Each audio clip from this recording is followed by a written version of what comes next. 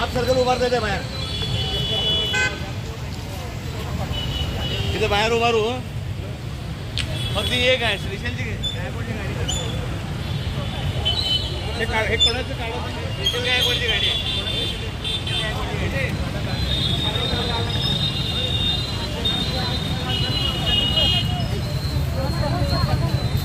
मला तर पाहिजे. चला चला चला संदीप सर, चला चला तिथे घेऊ.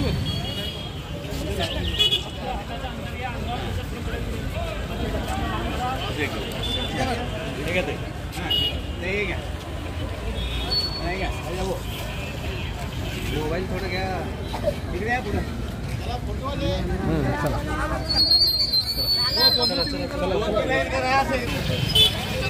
करतो बघतो.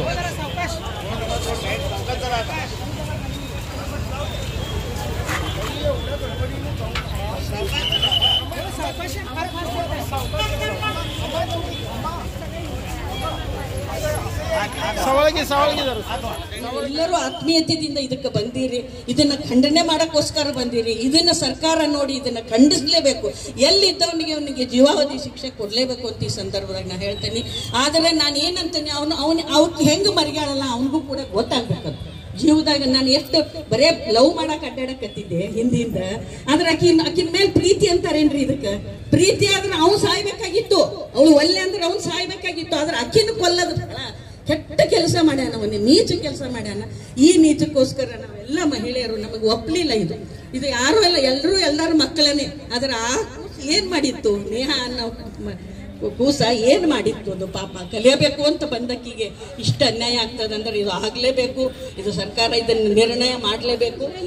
आली नाहीये तर त्याला आमच्या स्वाधीन करा, या महिलेच्या हातात स्वाधीन करा. त्याच्या छिद्र आडून आम्ही त्याला दगडाने इथं खलास करायची ताकद या महिला ठेवतात.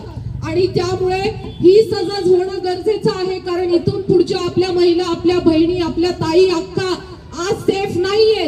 त्या बाहेर पडू शकतात का? त्या कॉलेज कॅम्पस मध्ये जर मारल्या जातात तर त्याची शिक्षा इतकी ठोस होणं गरजेचं आहे की पुढचा कुठला फयाज चाकू उचलेल तर 100 वेळा विचार करेल की या हिंदू लिंगायत मुलीवरती अत्याचार झाल्यावरती एवढी कठोर शिक्षा होती आणि इथून पुढे कुठलाही असा जिहादी फयाज तयार होणार नाही. याची खंत होतीये की प्रशासनाने अजूनही कुठला निर्णय घेतलेला नाहीये.